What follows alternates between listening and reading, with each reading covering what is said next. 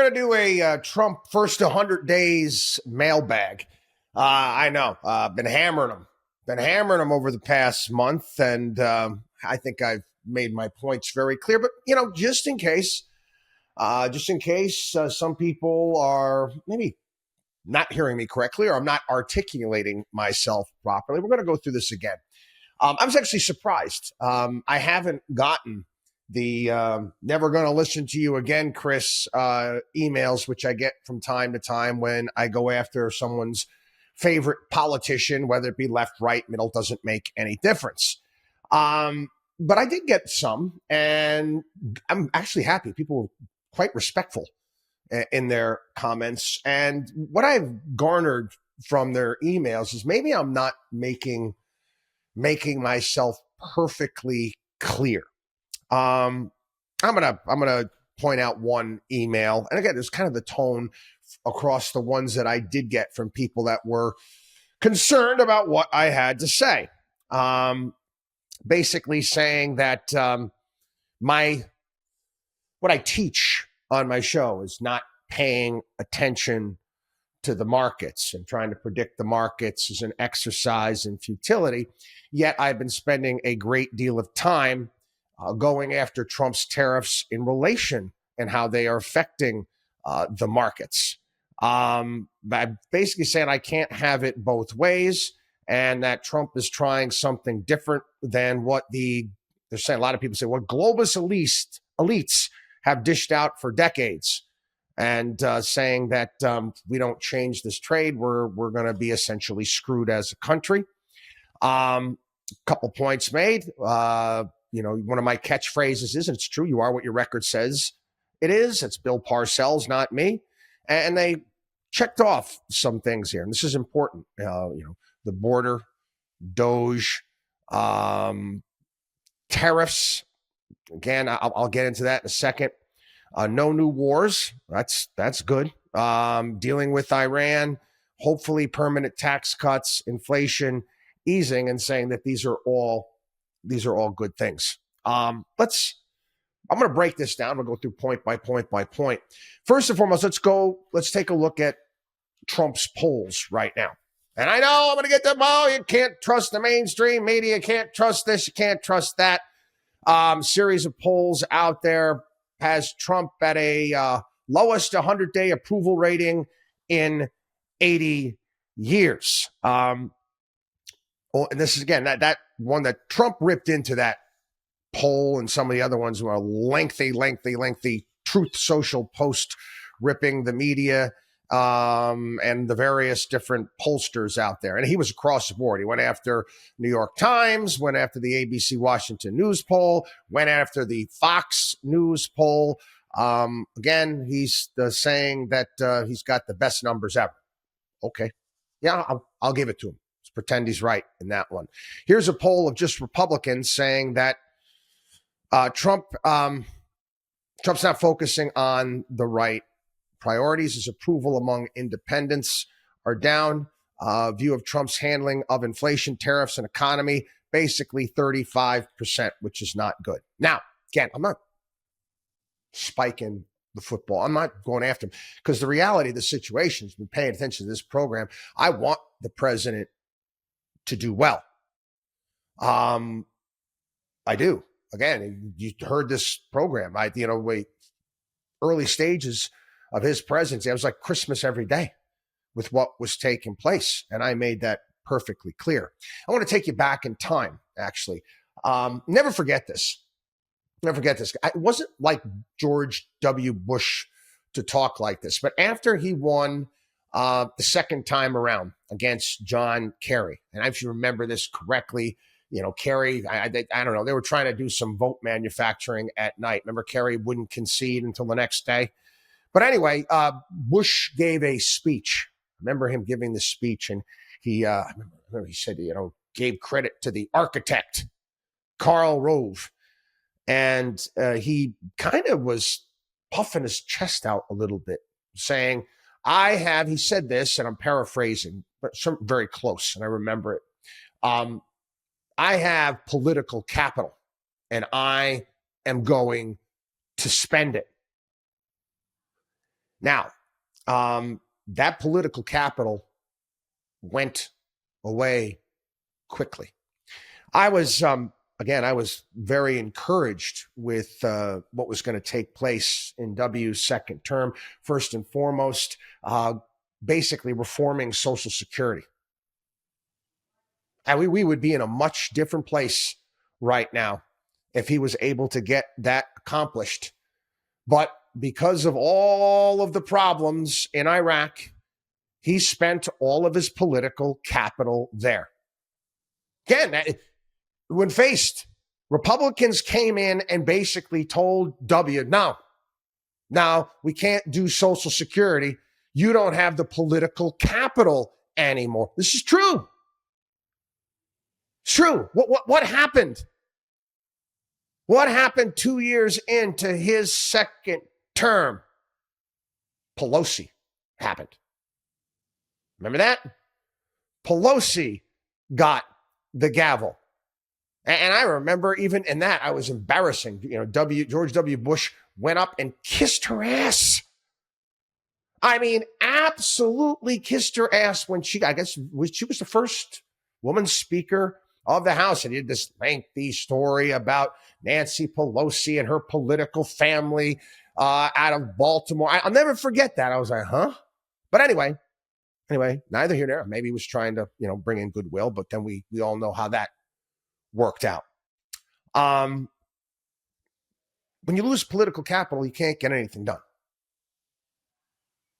When you lose political capital, you cannot get anything done. Now, most of the people out there are freaking out because of this activist judge and that activist judge, and this judge shouldn't be doing this and just judge shouldn't be doing that. You want to take the judges out of the equation? It's simple. You legislate. Rather than running the country by executive order, and again, this country is not supposed to be run by executive order. We are a republic. You run it through Congress. All of these checks that this individual sent and things that he was happy about, border closed, deporting illegals, that's all well and good. But you have to make these rules laws, or it's just going to, next administration coming, somebody you don't like, they're going to just change it. Doge is finding lots of things, my friends. They are. And we're cheering these things on. But guess what? Nothing's been cut.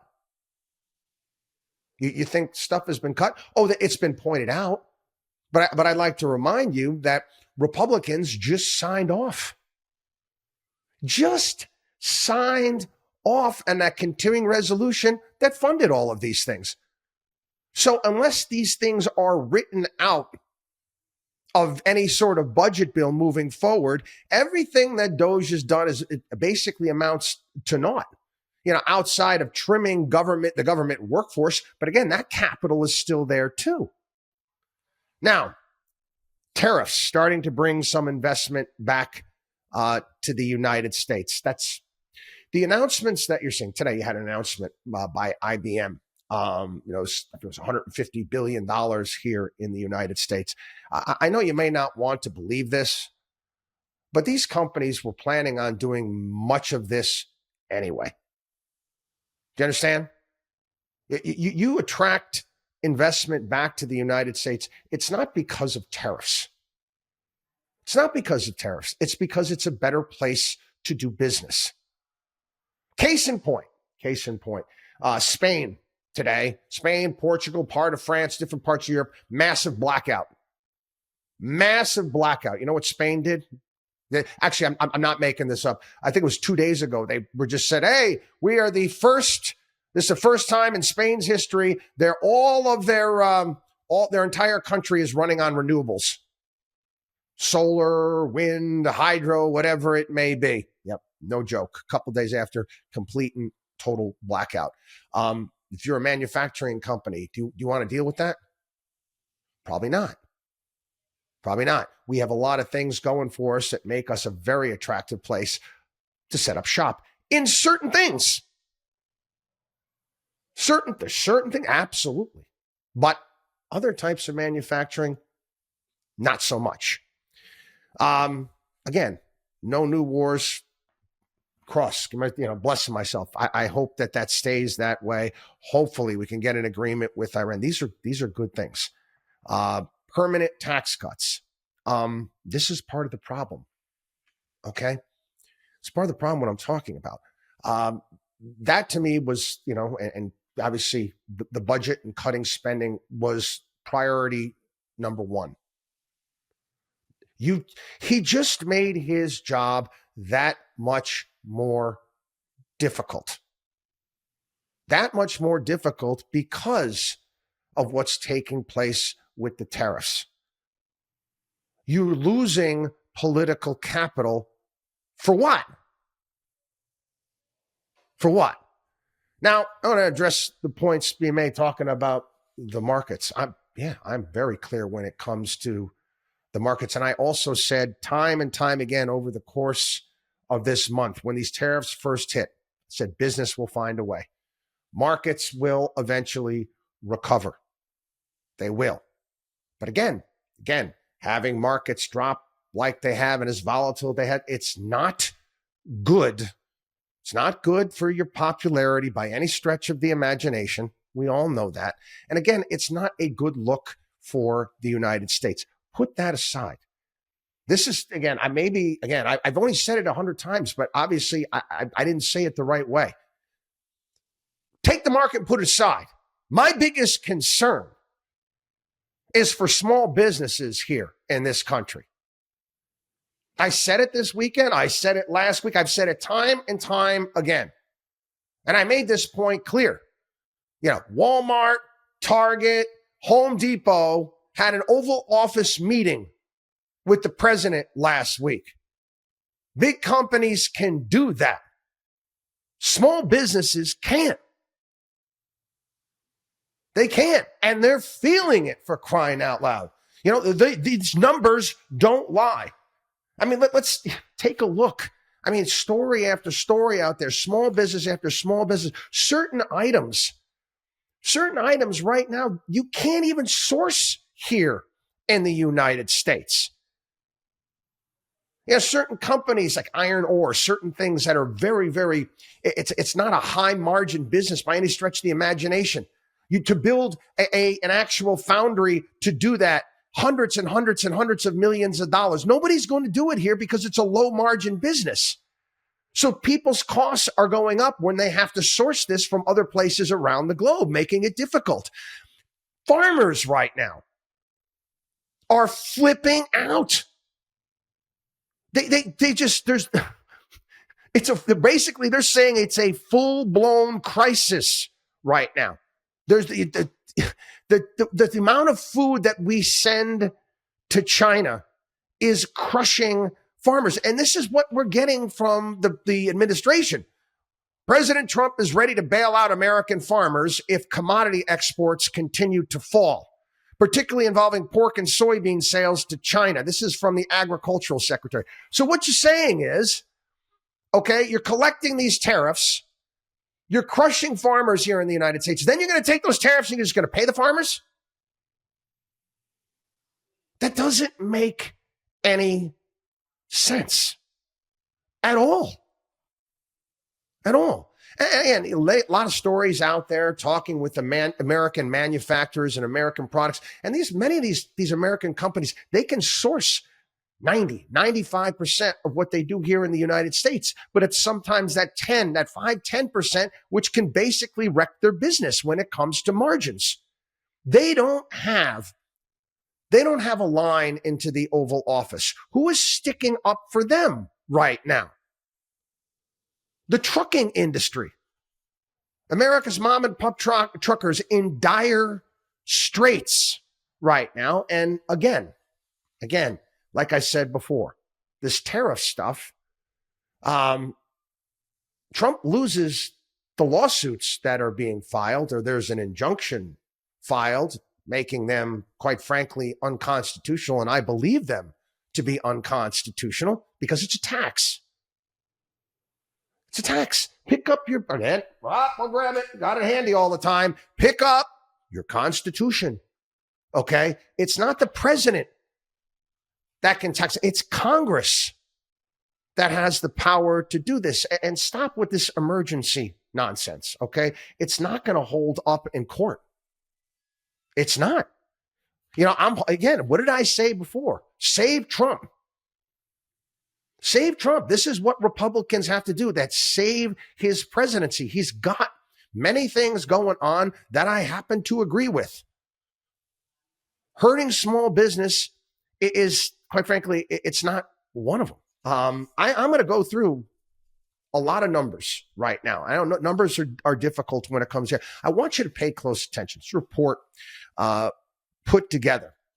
First, I'm going to share with you some anecdotes from the past week. At Southwest Airlines say, I don't care if you call it a recession or not. In this industry, that's a recession. Chipotle, saving money because of concerns around the economy was the overwhelming reason consumers reducing the frequency of restaurant visits. Pepsi, relative to where we were 3 months ago, we probably aren't feeling as good about the consumer now. Again, 3 months ago, we're in a different place. Follow some of these numbers, people, okay? Again, they don't lie. First and foremost, okay, from a container ship from China to the United States takes anywhere between 20 to 40 days. 20 to 40 days. Right now, what we're seeing is, we're seeing empty ships or ships that are not sailing. We'll go over some of the numbers. Prior to the tariffs, inventories were built up by many companies. This is across everything. Every single Federal Reserve Bank in their studies out there put out that inventories went up before the tariffs went into place. We right now have the sharpest decline in earnings outlook since 2020. New orders right now, manufacturing, are collapsing. You have a sharp reversal in corporate capital expenditures, CapEx spending plans. Companies are not doing anything right now. This is what happens when I've talked about this before. The minefield that can be created by government that scares businesses. Nobody wants to step on a landmine. Cost pressures are increasing. New orders are in contraction territory. This is where we're at right now. Truck sales are down significantly. CEO confidence declining. Logistic managers index declining. China to U.S. trade coming to a stop. And here it is. Container ship count has fallen off a cliff. Tonnage fallen off a cliff. And container freight rates are dropping as well. How are consumers responding right now? Consumer confidence at record low levels. A lot of front loading of purchases before tariffs began. Tourism is plummeting here in the United States from Europe and Canada. None of this is good. Okay. None of this is going to help the president moving forward with his agenda. None of it. Again, take the markets and put this aside. How would you feel? Again, I've got clients all over the country, small business owners. They're not going to care about the portfolio. They're going to be fine with that. But what about their business? What about whether or not that's even, is it even worth it to stay in business anymore? Not knowing what to do, not knowing whether or not planning on hiring, planning on doing things. But you know what? I don't know if I can. How is this right? How is this a shot at the globalist elite? Well, you think Walmart, Target, those companies, they'll be fine. It's the small companies that are going to be hurt. And again, some of the things that he's floating right now, quite frankly, and again, this bothers me. Okay, he has to be a little bit more intelligent with his comments. He has to stop making stuff up. Again, I don't know if it's part of the plan, and I don't get it.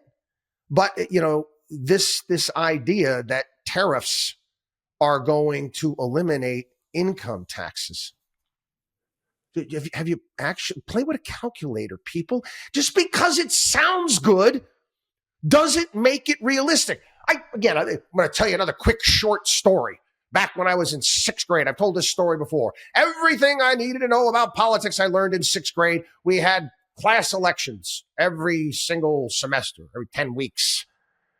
And I lost the election for president to a young lady that promised the entire class that we were going to go on spring break in Disney World. It was going to be a class trip. I grew up in upstate New York and went to a public school. There was no way in hell we were going on a trip, but it didn't matter. It sounded good. It sounded good. Some of the things that Donald Trump is floating out there sound good, but are not possible. Okay, first and foremost, the idea that you're going to replace the income tax with tariffs. All right, it's so ridiculous. And I know people get upset when I point out how ridiculous it is because you love the guy, but come on. We import $3.5 trillion worth of products to cover the income tax. We would have to tariff at 50% across the board. Okay? 50% across the board to cover income taxes from people who make $200,000 or less. Because he said, yep, nobody under $200,000 is going to pay any taxes. Now, think about how the cost of everything if you're going to put tariffs at 50%. And then you say, well, you know what? You're going to bring jobs back to America. Bring back to America. Okay. Then they bring them back to America. Then where are your tariffs? You see the logic in this? It doesn't make any sense. You want to replace taxes with tariffs. And at the same time, you want to bring all of these factories and businesses back to the United States. Then there's no more tariffs. Again, it's Miller. It's like Donald Trump's catch-22. It's not going to work. I've talked about the problems with education here in this country and how we have been doing things. This is not something that can be done with tariffs. It can't be done over the short term. You want to onshore more here in the United States. It's real simple. It's the same reason why states like Texas and Florida and Tennessee and these low tax, low regulation states are attracting so many businesses. You become attractive, become more attractive than the rest of the globe. That's all you need to do. And you know what? We have to change the way we are educating people in this country. We have to break big education. Mike Rowe, he doing an interview. I don't know who he was doing it, what podcast was on. It was with some guy by the name of Theo Vaughn. I was listening to a bit of it. And basically echoing what we've been saying here on the program. We got $1.7 trillion in student debt on the books. $1.7 trillion. Again, see, I told you so. I knew this was going to happen when Obama took it over. You got 7.6 million job openings in the United States right now. Most of these jobs do not require a 4-year degree. They don't. It's a problem. Mike Rowe, making the point that I made last week, the week before. We got almost 7 million able-bodied men that are not in the workforce. They just quit because you can here in the United States. You can. We have you know how to play the safety nets and whatnot, a myriad of different things. They don't work. We need tradesmen. And this is what he said. He said, we took shop class out of high school. We robbed kids of the opportunity to see what that kind of work even looks like. We told a whole generation of kids that they were blanking screwed if they didn't get a 4-year degree. He makes the same point that I make. Nothing in this country, nothing has gotten more expensive. Nothing. Healthcare, homes, it doesn't matter. Over the past 40 years, nothing has become more expensive than a 4-year degree. Keep telling kids that they're screwed if they don't spend all of this money and get a college degree. And then we lend them the money to go and do this. Again, it's not tariffs, people. We got to convince people that, you know what? And again, it starts in 8th grade. You could start thinking about this. You could start getting kids excited. Certain kids, we need people that can build ships. And you get them on a program at an age where you see whether or not they like it. They can learn this trade, and they can finish high school and have a job paying 6 figures. This is what needs to be done. This is the intelligent way of changing it. Do we need to, we want to, again, change our workforce, rejigger our workforce? Do we want to attract more manufacturing here to the United States? Yes, but there's a right way and a wrong way of doing it. And this is obviously the wrong way. It's not working. I'm not worried about Wall Street. Wall Street is fine. It'll take care of itself. I'm worried about mom and pop. Mom and pop small businesses, my clients, all across the country. WatchDog on WallStreet.com.